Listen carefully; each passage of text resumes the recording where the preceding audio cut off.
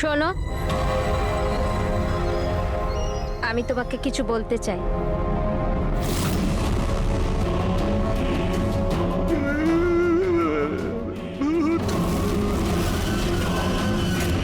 আরে এই মাত্র তো ছিল।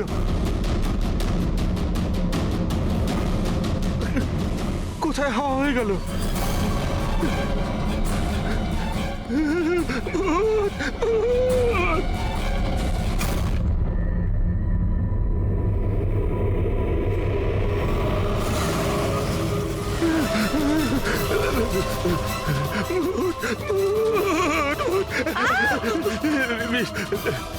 ওখানে ভূত। কোথায়? পুরবি, আমি ওকে নিজের চোখে দেখেছি। ওখানে দাঁড়িয়ে ছিল, হঠাৎ করে উধাও হয়ে গেল। কিন্তু নীলাম তো এখানেই ছিল, এখান থেকে ওঠেও নি। এই নীলাম একই সময় দু জায়গাতে?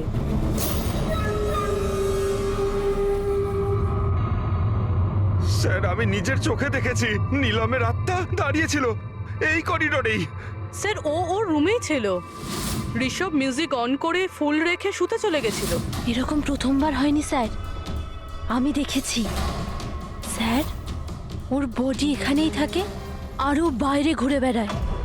দেখলেন, আমি আপনাদের আগেই বলেছিলাম মিউজিক আর ফুলের জন্য ওর নার্ভের সক্রিয়তা বেড়ে যায়, আর সেই অবস্থায় ওর আত্মা শরীরের বাইরে চলে যায়। Astral projection. Astral projection? হ্যাঁ। ঋষভ, ভেতরে যাও, গিয়ে মিউজিক চালাও, যেটা তুমি তোমার বোনকে শোনাও, আর ওই ফুল সেটাও রাখো। হ্যাঁ স্যার।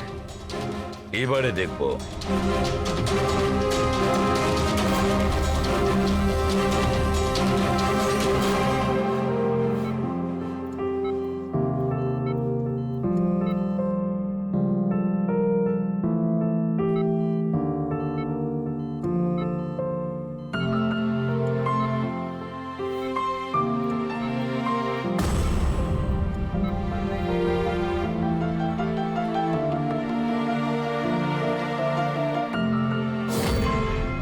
দেখুন, শরীরে সক্রিয়তা বাড়ছে। আমি আপনাকে বলেছিলাম না আমি ভুল বলিনি? ঠিক আছে ডক্টর, ওর আঙ্গুলটা নড়াচড়া করছে, কিন্তু ওর অ্যাস্ট্রাল প্রজেকশন কোথায়? শুধু তো আঙ্গুলের রিয়াকশন দেখছি। তাহলে কি পুরো হসপিটালেই ওর আঙ্গুলের ছাপ খুঁজে বেড়াবো? যদি ওর আত্মা ওর শরীর থেকে বেরিয়ে অন্য কোথাও যায়, তাহলে ওর ফুটপ্রিন্ট আর ফিঙ্গারপ্রিন্টও সাথে নিয়ে যায়, তাই না? দেখুন, আপনাকে বুঝতে হবে, নীলমের আত্মা আপনার অর্ডারে তার শরীর ছেড়ে বাইরে আসবে না। এটা নিজে থেকেই স্বেচ্ছায় আসবে। ও প্লিজ ডক্টর, আপনার এই সায়েন্সের কথাবার্তা আমাদের মাথাতেই ঢুকছে না। এই কেসটা আমরা সলভ করব, বুঝেছেন? আপনারা আমার কথাকে বিশ্বাস করুন। এক্সকিউজ মি, আসুন। দেখুন দেখুন নীলমকে। ওর অবস্থা দেখে আপনাদের মনে হচ্ছে যে হসপিটাল থেকে বাইরে বেরিয়ে ও কাউকে মার্ডার করতে পারে? হ্যাঁ স্যার, আমরা প্রত্যেকে ওকে দেখেছিলাম, ওটা নীলমই ছিল, আর আমাদের কোনো ভুল হয়নি স্যার। 1 মাস হয়েছে তোর অ্যাক্সিডেন্টের, এটা হতেই পারে যে অভিনয় করছে, হাঁটাচলা করতে পারে। সিদ্ধার্থ ও সত্যি বেড থেকে নড়াচড়া করার অবস্থায় নেই। তাহলে ওটা কে ছিল যাকে আমরা ওখানে দেখেছিলাম? ওই দেখো নীলম। স্যার, আমি বলেছিলাম না নীলমের আত্মা ওর শরীর থেকে। Thank you very much. আপনি আমার ওদিকে গিয়ে বসুন। আপনারাও প্লিজ ওদিকটা গিয়ে বসুন, প্লিজ ওই দিকটা গিয়ে বসুন। স্যার, এর আঙুল আর পায়ের ছাপ ম্যাচ কিভাবে হতে পারে? হতে পারে যদি কেউ নীলমের ফিঙ্গারপ্রিন্টস আর পায়ের ছাপ ক্রাইম সিনে ছেড়ে আসে তবে। কি হলো স্যার? একটা কথা আমার মাথায় ঘুরছে। বিক্রমের মৃত্যুর পরে তোমাদের মনে আছে বিক্রমের বন্ধুরা কি বলেছিল? স্যার, নীলম আমাদের প্রত্যেকেরই কমন ফ্রেন্ড, আর 2 মাস ধরে তো নীলমের সাথে আমাদের কোনো যোগাযোগই ছিল না। সিদ্ধার্থ কি করে জানলো যে নীলমের অ্যাক্সিডেন্ট 1 মাস আগে হয়েছিল? 1 মাস হয়েছে তোর অ্যাক্সিডেন্টের, হাঁটাচলা করতে পারে, এটা হতেই পারে যে অভিনয় করছে। সিদ্ধার্থ, রে, তাশিয়া, মনিকা আর ভূমি, এদের সবাইকে বিউরোতে নিয়ে এসো। Siddharth, Siddharth, yes sir. নীলমের সঙ্গে শেষ কবে দেখা হয়েছিল? স্যার আমি তো বলেইছিলাম প্রায় 2 মাস আগে। আসলে হয়েছে কি, একটু ভুলে যাই, বয়স হচ্ছে তো। 2 মাসের মধ্যে যখন দেখা হয়নি, তাহলে নীলমের অ্যাক্সিডেন্টের ব্যাপারে তুমি কিভাবে জানলে? স্যার ঠিকঠাক তো মনে নেই, কিন্তু কথায় কথায় বিক্রমই বলেছিল আমাকে। তোমরা বিজনেস পার্টনার ছিলে, তাই ও মারা যাওয়াতে সব থেকে বেশি লাভ তো তোমাদেরই হয়েছে। স্যার বিজনেস পার্টনার ছিলাম, খুনি নয়। আর ও বন্ধু ছিল আমাদের, ওর ব্যাপারে আমরা এসব ভাবতেই পারি না। যদি লাভের কথা বলেন তো বিক্রমের মৃত্যুর লাভ তো সবচেয়ে বেশি ওর ওয়াইফ তাসিয়ারই হয়েছে। বিক্রমের মৃত্যুর পর আপনার প্রতি হওয়া অত্যাচার কমে গেল। এটা ছাড়া আর কোনো সুবিধা পেয়েছেন আপনি? হ্যাঁ, বিক্রম চলে যাবার পর আমার আর ভয় লাগে না, আর আমি বেশ ভালোই আছি। কিন্তু আমি বিক্রমকে মারিনি। নীলমকে চেনেন আপনি? আমি নীলমকে একদমই চিনি না। 25শে জুলাই যেদিন নিলামের অ্যাক্সিডেন্ট হয়, সেই সময় তোমরা কোথায় ছিলে? স্টার ক্লাব, বিকেসি, তারপর আমরা এয়ারপোর্ট গেছিলাম স্যার। সিদ্ধার্থ, তোমার স্মৃতিশক্তির প্রশংসাই করতে হয়। স্যার মনে তো থাকবেই, ওয়ার্ল্ড ট্যুরের জন্য টিকিট আমি তো বুক করেছিলাম। ট্রাভেল এজেন্ট কে ছিল? সাইমা ট্রাভেলস। যেই বাংলোতে আপনি ছুটি কাটাতে গিয়েছিলেন, ওখানে যাওয়ার আগে আপনি ওখানে 2-3 বার গিয়েছিলেন। কি করতে গিয়েছিলেন? আমি এটাই দেখতে গিয়েছিলাম যে ওখানে কেমন সব ব্যবস্থা, ওটাই দেখাচ্ছিল। ভূমি, আপনি বিক্রমকে বাংলোর পিছনে এইটা বলে পাঠিয়েছিলেন ওখানে নেটওয়ার্ক আসে, কিন্তু এটা সত্যি না। আমরা চেক করেছি। দেখুন ম্যাডাম, ওরা অনেক বড় লোক, আমার ওদেরকে মেরে কি লাভ হবে? আর আপনি শুধু শুধু আমাকে এইসবে টানছেন। ম্যাডাম আমি কিছু করিনি। তাহলে বিক্রমের মৃত্যুর আগে, একদিন আগে হসপিটালের বাইরে কি করছিলেন? আমার ভাইয়ের দোকান আছে, ওখানে দেখা করতে গেছিলাম। আর মনিকা, আপনার কি বক্তব্য? আমি নীলমের ব্যাপারে কিছু জানি না। তাছাড়া আমার হাজব্যান্ড আমাকে বেশি কিছু বলে না, তাই এসব ব্যাপারে আমার কিছু যায় আসে না। স্যার এই 5 জনের মধ্যে বিক্রমের খুন যেই করুক, কিন্তু বিক্রমের খুন আর নীলমের যে অ্যাক্সিডেন্ট, এদের মধ্যে কোনো না কোনো সম্পর্ক তো আছে স্যার। রাইট।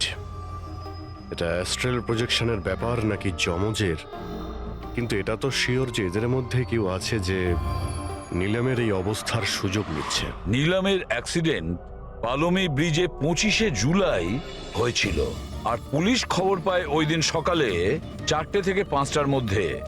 এটা খোঁজ নিতে হবে যে ওই 3 জন, বিক্রম, সিদ্ধার্থ আর রে, 25শে জুলাই কোথায় ছিল, আর কে নীলমের অ্যাক্সিডেন্টের ব্যাপারে প্রথম জানতে পারে।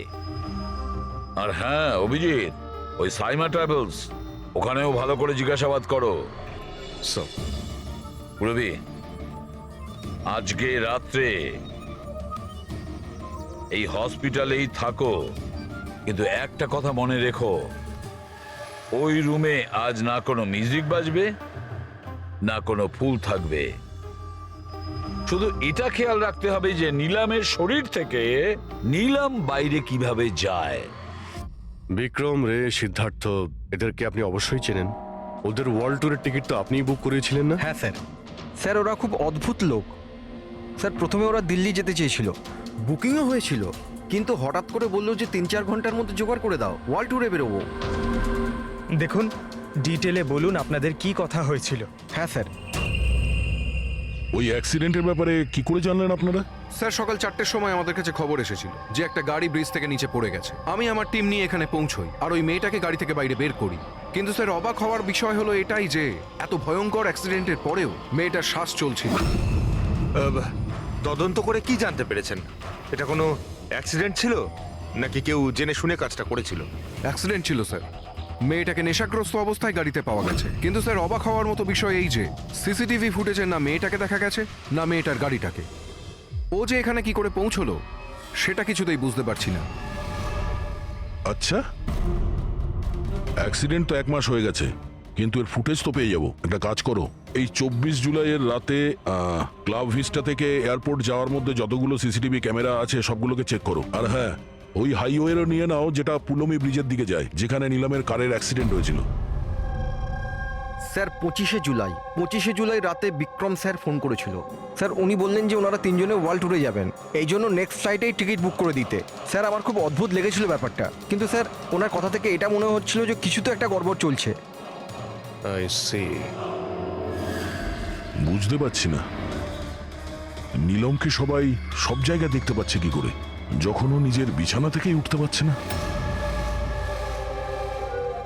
হ্যাঁ স্যার, আমি এখানেই আছি, আর নীলমও আমার চোখের সামনে আছে, ওইভাবেই বিছানায় শুয়ে। আর এই নীলমের মতন দেখতে মেয়েটাকেও দেখতে পাইনি, সব কিছু নর্মাল। কামন ইয়ার মনিকা, তোমার কি মনে হয় বিক্রমের মৃত্যুর পর নীলম আমাকে আর রেকে মেরে দেবে? আরে রিল্যাক্স ইয়ার, রে আমার সাথেই আছে, কিচ্ছু হবে না, আমরা বাড়িতেই আসছি।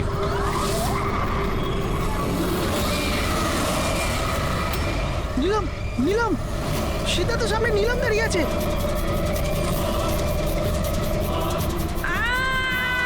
আরে ব্রেকটা মার, ব্রেকটা মার, ব্রেকটা মার।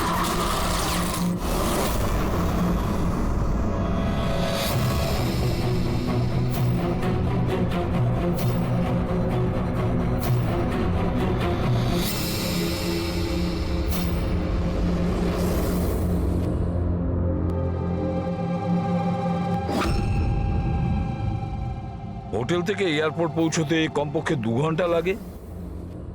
ভেবে পাচ্ছি না এই 3 জনের 7 ঘন্টা কিভাবে লাগলো। আর স্যার এই ফুটেজগুলো নিয়ে কিছু করা হয়েছে। এই একটু পিছনে নাও তো পঙ্কজ, আর একটু পিছনে নাও যেখানে ডিসি চক ছিল। হ্যাঁ স্টপ, এখান থেকে চালাও। আর এটা পরের ফ্রেমে উধাও। এই ফুটেজ এডিট করা হয়েছে স্যার, এডিট করা হয়েছে। পুলমি ব্রিজের দিকে যাওয়ার রাস্তার সমস্ত সিসিটিভি ফুটেজ তো আমরা চেক করেছি। নীলমের কার তো কোথাও দেখতেই পাইনি। আর যদি নীলম এই রাস্তা দিয়ে না যায়, তাহলে ওর গাড়ি ওখানে ওই পুলমি ব্রিজের নিচে কি করে গেল? স্যার মনে হচ্ছে নিলামের সঙ্গে ওখানেই কিছু হয়েছিল, যেখান থেকে ফুটেজে গাড়িটা উধাও হয়েছে। পুলিশের রিপোর্ট অনুযায়ী নিলামের অ্যাক্সিডেন্ট হয়েছিল 25 তারিখ সকালে 4টে থেকে 5টার মধ্যে, মানে অ্যাক্সিডেন্টটা 24 তারিখ রাত্রে হয়েছিল। যে ট্রাফিক পুলিশ ওই সময় ডিউটিতে ছিল আর সার্ভিলেন্স কপস ডিউটিতে ছিল, ওদের সাথে কথা বলতে হবে। Hello, what? এখন কোথায়? ওকে, ঠিক আছে, আমরা আসছি। স্যার এই সিদ্ধার্থ আর রের গাড়ির অ্যাক্সিডেন্ট হয়েছে। কি? ওরা এখন ব্লু হেলথ কেয়ার হসপিটাল। কিছু ঠিক হয়ে যাবে। দেখুন, জানি না। আমরা আমাদের তরফে সম্পূর্ণ চেষ্টা করেছি, কিন্তু এখন পেশেন্টকে বাঁচানো খুব মুশকিল। কি হলো? কিভাবে অ্যাক্সিডেন্ট হলো? কি করে মানে? এই সব নীলমের জন্যই হয়েছে, এসব নীলম করেছে। এটা আপনি কি করে জানলেন? আমি ফোনে শুনেছিলাম, রে সিদ্ধার্থকে বলল যে সামনে রাস্তায় নীলম দাঁড়িয়ে আছে। নীলম, সীতা তো সামনে নীলম দাঁড়িয়ে আছে। ওরা দুজনেই খুব ভয় পেয়ে গেছিল। পুরবি তুমি নিলামের কাছেই ছিলে তো? স্যার, স্যার নীলম হসপিটালেই ছিল, ওর বাইরে যাওয়ার প্রশ্নই ওঠে না। আপনাকে এই অ্যাক্সিডেন্টের খবর কে দিয়েছে? 12:30টার সময় কারো ফোন এসেছিল, কিন্তু ফোনেতে নিজের নামটাও বলেনি। আমরা যখন অ্যাক্সিডেন্ট স্পটে পৌঁছলাম, কারটা তখন পাল্টি মেরে রাস্তার নিচে পড়েছিল। ভেতরে সিদ্ধার্থ রক্তে মাখামাখি হয়েছিল, আর রের শরীরটাও জানলা দিয়ে অর্ধেক ঝুলেছিল। এক কাজ করি, সিদ্ধার্থ আর রে দুজনের মেডিকেল রিপোর্ট আর ওই গাড়িটাকে নিয়ে ফরেন্সিক ল্যাবে পাঠিয়ে দাও। এখানে সব জায়গায় পুলিশ প্রহরা আছে স্যার, সব বন্দোবস্ত হয়ে গেছে স্যার। Very good. আর আশপাশের সমস্ত রাস্তায় ব্যারিকেড লাগিয়ে দাও, ঠিক আছে? কেউ যেন আসতে যেতে না পারে। Over and out. একটা গাড়িও যেন এদিক দিয়ে না যেতে পারে। হ্যাঁ স্যার। যারা হেঁটে হেঁটে যাবে তাদের বলে দাও অন্য রাস্তা দিয়ে যেতে। কাল সকালবেলা এখান দিয়ে ভিআইপির একটা বড় কনভয়ে যাবে, আর ভেতর থেকে আমরা খবর পেয়েছি যে ওই কনভয়ের মধ্যে একটা গন্ডগোল হতে চলেছে। কারোর ওপর যদি একটুও সন্দেহ হয়, সঙ্গে সঙ্গে আমাকে জানাবে। সব সিসিটিভি ক্যামেরা জাজ হয়ে গেছে, সব ঠিকঠাক কাজ করছে। গুড।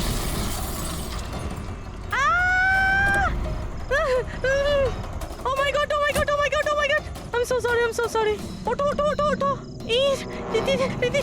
আমি কিছু করিনি। Get up please get up.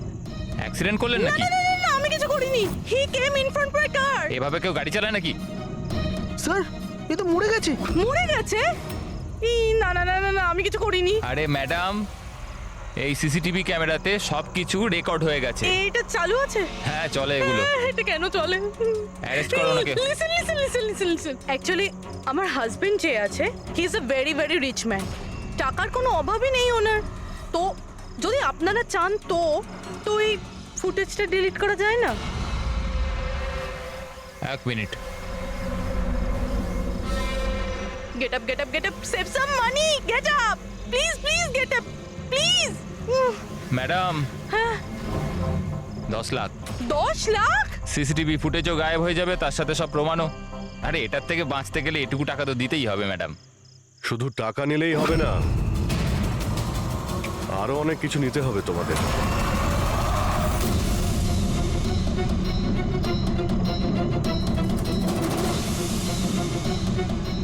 Sir, তোমরা জানো তোমাদের ডিউটি আজকে এখানে কেন ছিল? কারণ আমরা জানতে চেয়েছিলাম যে 24শে জুলাই রাত এখানে কার ডিউটি ছিল আর কে টাকা নিয়ে অপরাধীদের ছেড়ে দিয়েছিল। তোমার মতো লোকের পুলিশে থাকার কোনো অধিকার নেই। এবার পরিষ্কার করে বলো সেই রাতে কি হয়েছিল? তাহলে তোমরাই কি ওই সার্ভেলেন্সের ফিল্মটা এডিট করেছিলে? স্যার ওরা বড্ড প্রেশার দিচ্ছিল। আরে ওরা বড় বড় বিজনেসম্যান, স্যার ওদের হাত অনেক ওপর অবধি। চুপ করো, পরিষ্কার করে বলো কি হয়েছিল। স্যার ওই রাত্রির প্রায় 2:30টার সময় বিক্রম রে আর সিদ্ধার্থর গাড়িটা নীলমের গাড়িটাকে ধাক্কা মারে। আর ওদের মনে হলো যে মেয়েটা মরে গেছে। ওরা বড্ড ঘাবড়ে গেছিল স্যার। ওরা শুধু আমাদেরকে এটুকুই করতে বলেছিল যে এই সিসিটিভি ফুটেজের ওদের অংশটুকু যেন আমরা বাদ দিয়ে দিই, বাকি মেয়েটা আর ওই গাড়িটার ব্যবস্থা ওরা নিজেরাই করে নিতে পারবো বলেছিল। স্যার সেই জন্য নীলম প্রতিশোধ নিচ্ছে। যখন ওর অ্যাক্সিডেন্ট হয় এরা তিনজন ওকে এখানেই ফেলে গেছিল। নিলাম নয়, অন্য কেউ, যে রে, সিদ্ধার্থ আর বিক্রান্তের উপরে প্রতিশোধ নিচ্ছে।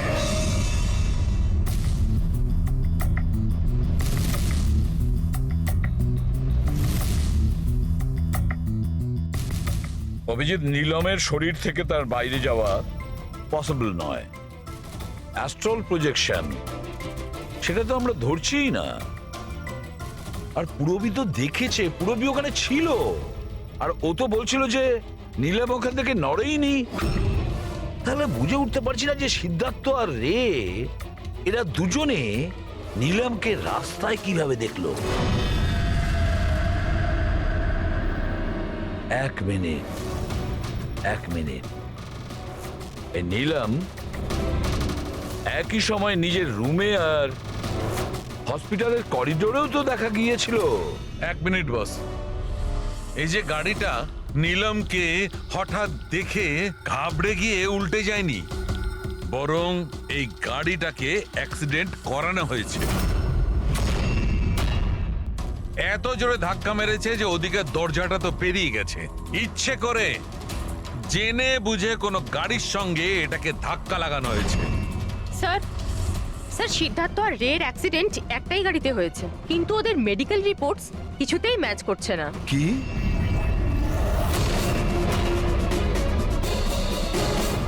হ্যাঁ বস,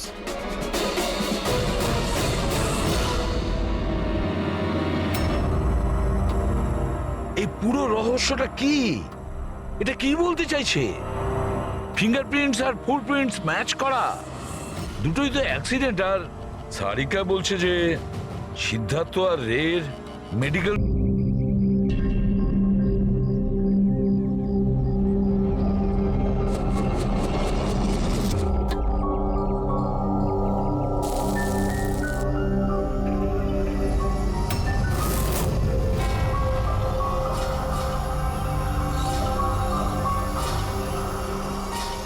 কি হলো? বুঝলি সিদ্ধার্থ, এটা ভেবে অবাক লাগছে যে এতক্ষণ সময় হয়ে গেল আর কেউ আমাদের ওই ব্যাপারে কিচ্ছু জিজ্ঞেস করলো না।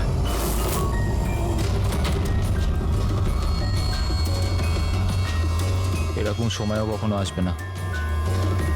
আমাদের ওপর কেউ সন্দেহ করবেই না। তাশিয়া, খাবার কি তৈরি হবে না আজ? হ্যাঁ ব্যাস 5 মিনিট, অলমোস্ট ডান, রেডি হচ্ছে, ব্যাস হয়ে গেছে।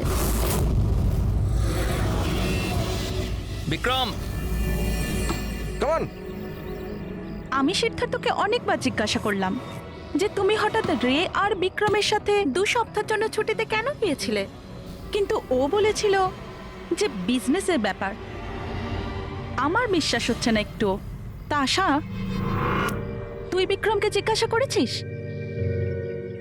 হ্যাঁ, জিজ্ঞাসা করেছিলাম, তার এই উত্তর দিল। ও তোকে আবার মেরেছে? তাশা, তোর এটা মনে হচ্ছে না যে বিক্রম মরে গেলে ভালো হয়?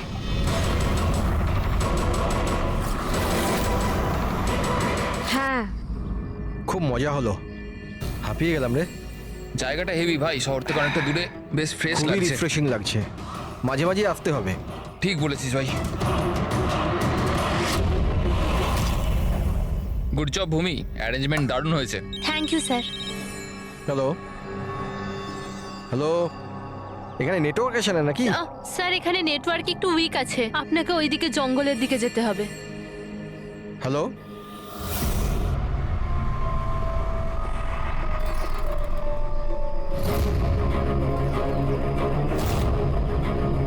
হ্যালো, তোর নেটওয়ার্ক কেন আসছে না? হ্যালো,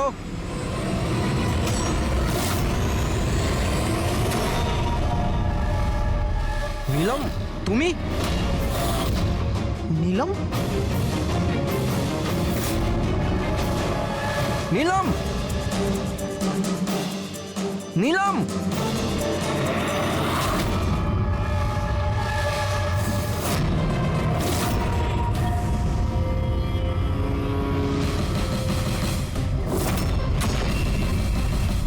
বিক্রম! এখানে নিলামকে কে ডেকেছে?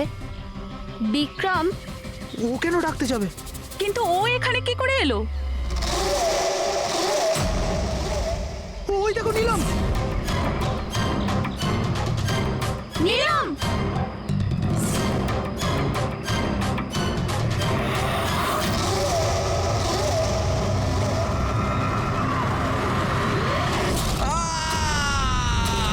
বিক্রমের চিৎকার এটা।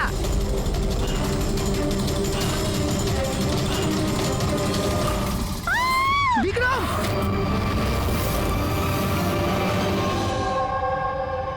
তোমরা সবাই বলতে চাইছো যে বিক্রমকে এখানে নীলম ইচ্ছে করে ডেকেছিল যাতে ওকে সহজেই মারতে পারে, তাই তো? আচ্ছা, আপনারা কি নীলমকে দেখেছিলেন নাকি বিক্রমের মুখ থেকে শুধু শুনেছিলেন? স্যার, আমরা প্রত্যেকে নিলামকে দেখেছি। আর ও হালকা নীল রঙের লম্বা ড্রেস পরেছিল। আচ্ছা, এই নীলম কে, আর ও এখানে কি করে এলো? আচ্ছা, ও কি জানতো যে আপনারা এখানে ছুটি কাটাতে আসছেন? স্যার, নীলম আমাদের প্রত্যেকেরই কমন ফ্রেন্ড, আর 2 মাস ধরে তো নীলমের সাথে আমাদের কোনো যোগাযোগই ছিল না। আচ্ছা, আর তার আগে? স্যার, ওই 2 মাস আগে ওই আমাদের আর নীলমের মাঝে কিছু প্রবলেম হয়েছিল। ওর পরে নীলমের সাথে আর কোনো যোগাযোগ নেই স্যার।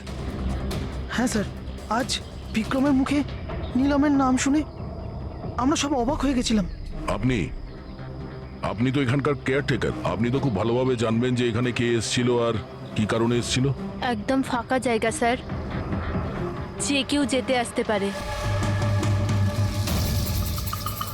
ভূমি, তুমি বিক্রমকে জঙ্গলে পাঠিয়েছিলে তো ফোনে কথা বলার জন্য? স্যার, কারণ ওখানে নেটওয়ার্ক খুব উইক থাকে, তার জন্য। চাইলে আপনারা নিজেরা চেক করে দেখতে পারেন। ঠিক আছে, বিক্রমকে ফোন কলটা কে করেছিল সেটা যদি একবার জানতে পারি তাহলে ঠিক জানতে পারবো যে এখানে কি হয়েছিল আর করেছিল কে।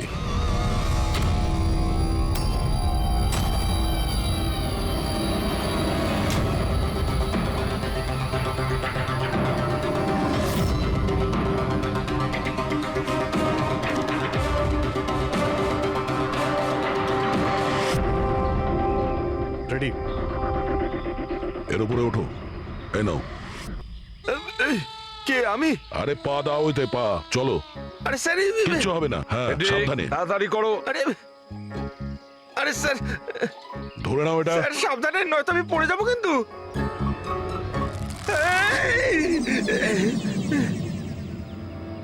স্যার এরা হয়তো মেয়েটার নাম বলছে, কিন্তু এদের কথায় বিশ্বাস করা একটু মুশকিল। বিক্রমের ওজন প্রায় 70 থেকে 80 কিলো হবে। একটা মেয়ে ওকে কুড়ুল দিয়ে মারার পরে ওর লাশটাকে ফাঁসিতে ঝুলিয়ে দেয়। অদ্ভুত মনে হচ্ছে না স্যার? নীলম? এই নীলমটা আবার কে? কি উদ্দেশ্য থাকতে পারে তার?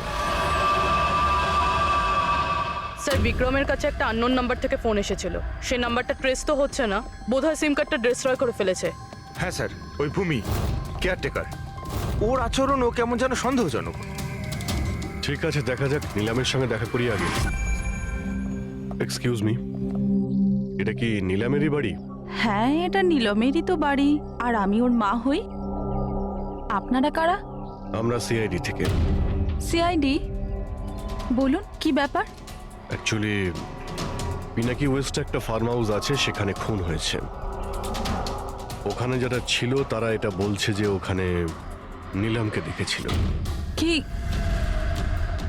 তাহলে আপনারা এটাই বলতে চান যে নীলম কাউকে খুন করে দিয়েছে, আর আপনারা ওর বাড়িতে ওর সাথে দেখা করতে এসেছেন? হ্যাঁ। নিলাম কোথায়? আসুন আমার সাথে। কোথায়? আপনারা নীলমের সাথে দেখা করতে চান না? আসুন, আমি দেখা করাচ্ছি নীলমের সাথে।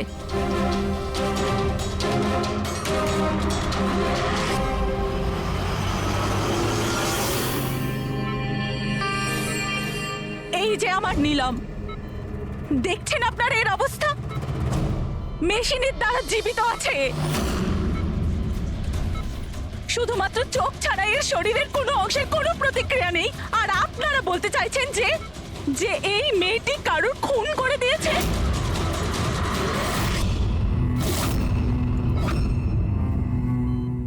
খুন করেছে আমার দিদি? নিলামের এরকম অবস্থা কবে থেকে আর কিভাবে? গত মাস থেকে। ওর সেই গাড়ি অ্যাক্সিডেন্ট হয়েছিল, তারপর। এই অ্যাক্সিডেন্ট হলো কি করে? মানে কেউ এসে ধাক্কা মেরেছিল না গাড়ির ব্রেক ফেল হয়ে গেছিল? ওই নীলম নেশা করেছিল। আপনারা কারা? আর এসব কি হচ্ছে? আমরা সিআইডি থেকে এসেছি। সিআইডি? দেখুন ডক্টর, ওর খুব কাছের বন্ধু বিক্রম, যাকে কেউ নৃশংসভাবে হত্যা করেছে। আর ওখানে যারা ছিল তাদের বক্তব্য হলো এও নাকি ওখানে উপস্থিত ছিল। This is not possible. এটা হতে পারে না। ওরা সবাই মিথ্যে কথা বলছে। বিক্রম আর ওর বন্ধুরা একেবারেই দিদির বন্ধু নয়, বিজনেস পার্টনার ছিল। চিট করেছে ওরা দিদিকে, ঠকিয়ে বিজনেস থেকে আলাদা করে দিয়েছে। ভালোই হয়েছে, ওই 3 জন চিটারের মধ্যে একজন মারা গেছে। খুব ভালো হয়েছে। আমাদের কাছে 5 জন আই উইটনেস আছে, প্রত্যক্ষদর্শী, যারা ওকে ওখানে ঘটনা ঘটার সময় দেখেছিল।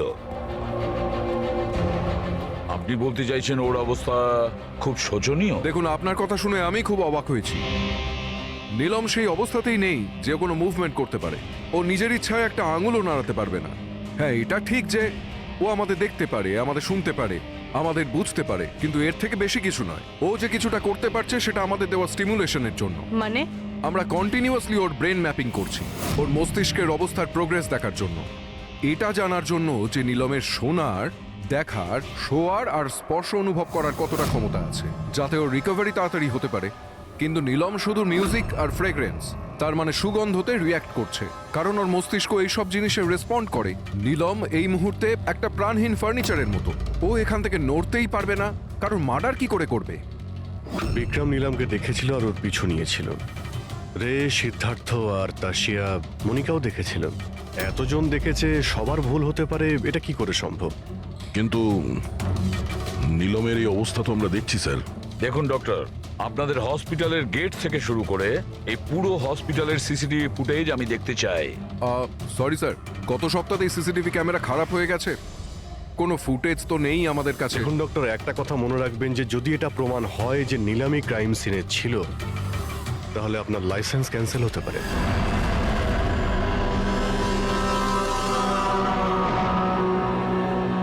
এবার ডক্টর সারিকাকে দিয়ে ওর ভালো করে এক্সামিন করাতে হবে। এই পরিস্থিতিতে দুটো ব্যাপার হতে পারে। হতে পারে এই নীলম নাটক করছে, কিংবা ওর মতো দেখতে কেউ আছে, আর এতজনে দেখেছে, সবার চোখে তো আর ফাঁকি দিতে পারবে না। স্যার, আমার মনে হচ্ছে পুরবি আর ফ্রেডিকে একে লক্ষ্য রাখার জন্য এখানেই থাকা উচিত। তাহলেই জানা যাবে ও বিছানা থেকে উঠতে পারে কিনা। পুরবি, হেড্রিক, এই করিডোর থেকে শুরু করে আর ওর ঘর অবধি খুব ভালো করে খেয়াল রাখবে। ভালো তো লাগছে না ওকে এই অবস্থায় দেখতে, কিন্তু তবু আমাদের ওর ফিঙ্গারপ্রিন্টস আর ফুটপ্রিন্টস নেওয়া দরকার। আর তাছাড়া নীলামের ভাই আর মা ছাড়া ওখানে আর কে কে আসেন ওর খোঁজ নিতে, ওর সঙ্গে দেখা করতে, সেটাও দেখতে হবে।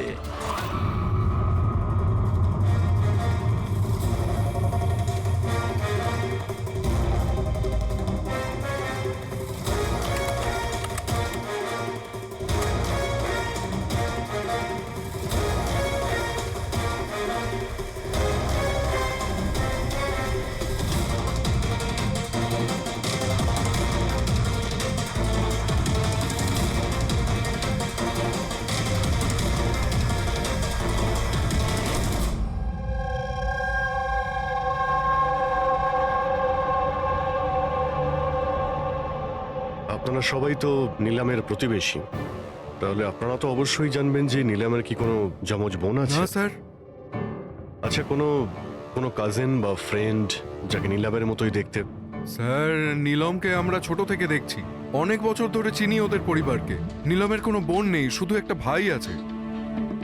আচ্ছা আচ্ছা রাজু, তুমি তো অনেক বছর ধরে এখানে কাজ করছো, তুমি নিশ্চয়ই জানবে।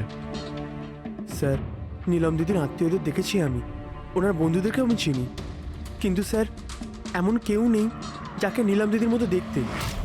নীলম, ওর জ্ঞান নেই, ও কোমাতে আছে, আর ও তো কিছুই করতে পারবে না। আর রইলো বাকি সবাই যারা ওই সময় পিকনিকে প্রেজেন্ট ছিল। বিক্রমকে খুন ওদেরই মধ্যে কেউ করেছে।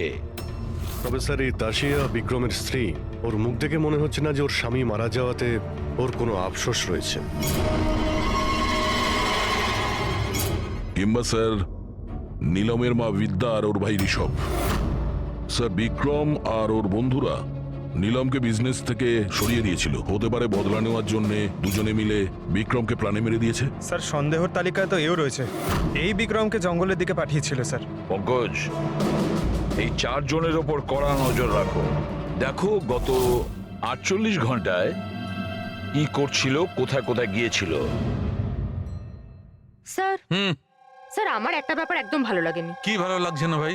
স্যার, আমি নিজে ওই মেয়েটাকে এক্সামিন করে আসছি, বেচারি নিজের হাতটাও নাড়াতে পারে না, আর আমরা ওর ফুটপ্রিন্টস আর ফিঙ্গারপ্রিন্টস খুনির সাথে ম্যাচ করাচ্ছি।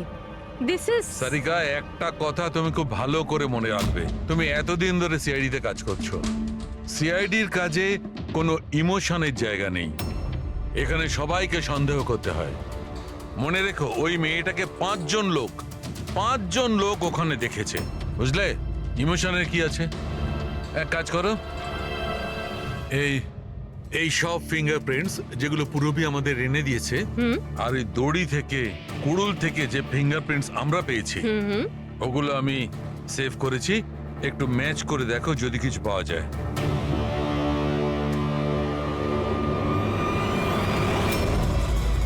গড, এটা তো ম্যাচ হয়ে গেছে। ম্যাচ হয়ে গেছে।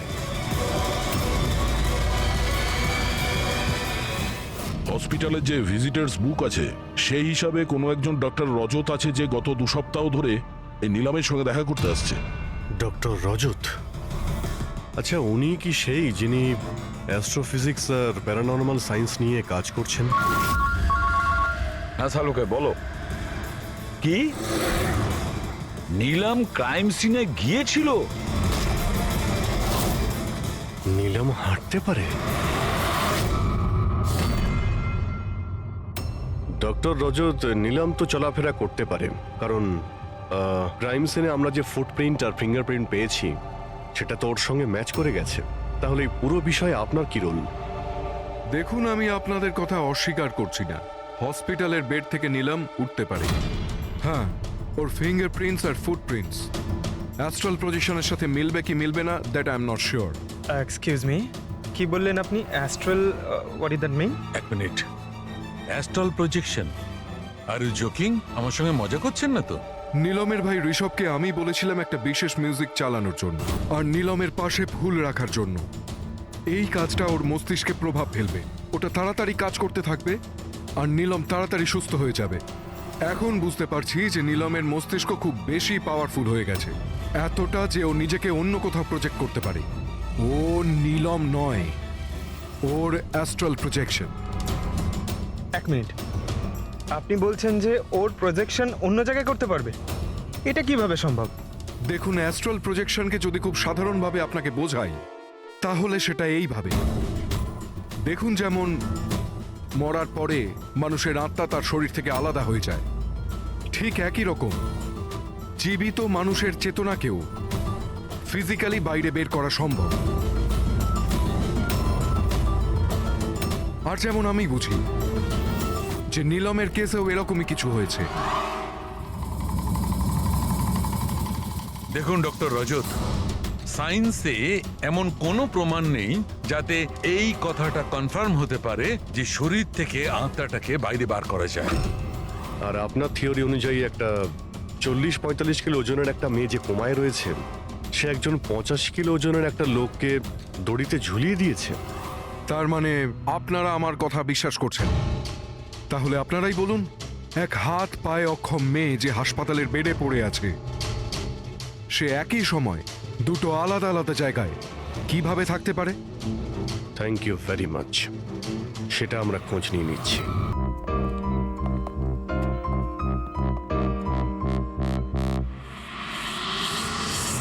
যে বিক্রমকে খুন করেছে আর সিদ্ধার্থ আর রের এই অবস্থা করেছে, এই সব কাজ নিলামের নয়, অন্য কারণ।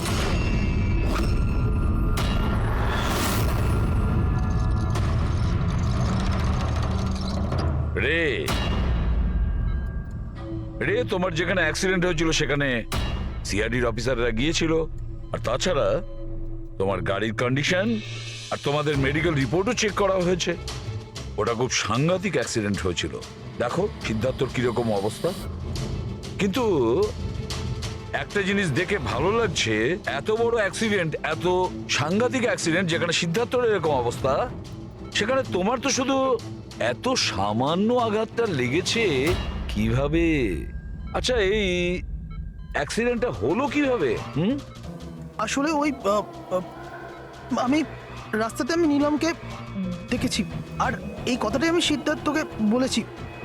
ওই ভয় পেয়ে গাড়ি টার্ন করতে গেল, গাড়ি স্পিডে ছিল তো কন্ট্রোল হলো না, আর গাড়ি উল্টে গেল। না না না না না, মিথ্যে কথা বলছো তুমি। তোমার গাড়ি উল্টে যায়নি, অন্য গাড়ি এসে তোমাকে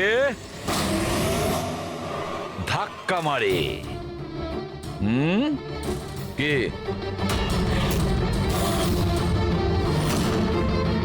হ্যাঁ স্যার, সিদ্ধার্থকে মারার প্ল্যান আমিই করেছিলাম, আর এতে ভূমি আমাকে সাহায্য করেছিল।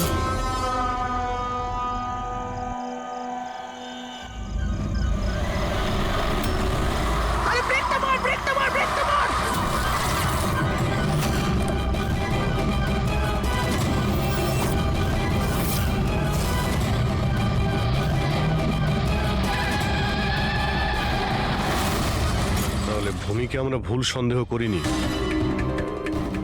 আর নিলামের হলোগ্রাম ওটাও তুমি বানিয়েছিলে, তাই তো? এই নিলাম একই সময় নিজের রুমে আর হসপিটালের করিডোরেও তো দেখা গিয়েছিল। এটা শুধু একটা কারণেই ঘটতে পারে, শুধু একটা কারণে। 3D হলোগ্রাম মানে নিলাম ছিল না, নিলামের ফটো ছিল। হ্যাঁ স্যার, ওই হলোগ্রাম আমি বানিয়েছিলাম, কিন্তু নীলমকে এই অবস্থায় পৌঁছানোর দায়ী আমি নই স্যার।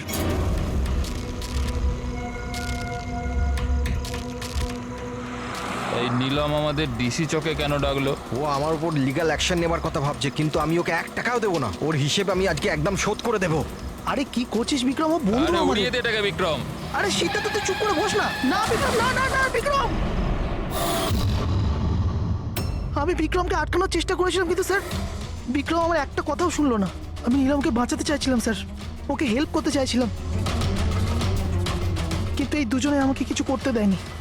ও আমাদের বন্ধু ছিল স্যার, কিন্তু আমিও টাকার লোভে পড়ে গিয়ে সিদ্ধার্থ আর বিক্রমের সাথে মিলে নীলমের সাথে বেইমানি করলাম স্যার।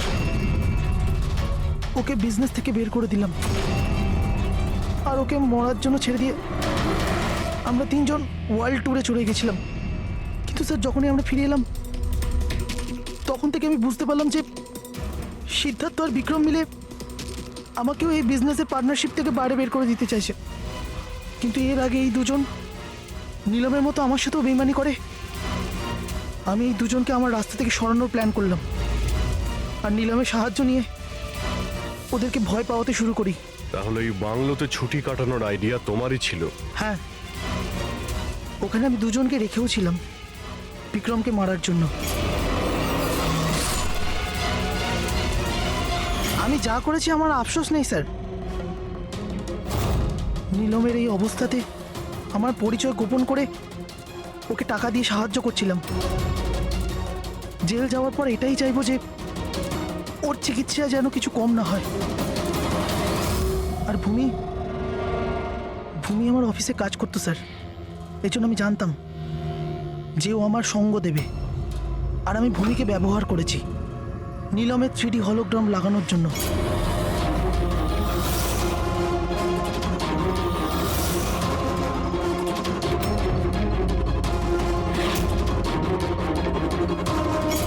তুমি আর ভূমি যা করেছো সেটা অন্যায়। আইন তোমাদের কোনোদিন ক্ষমা করবে না। কঠোরতম শাস্তি হবে তোমাদের।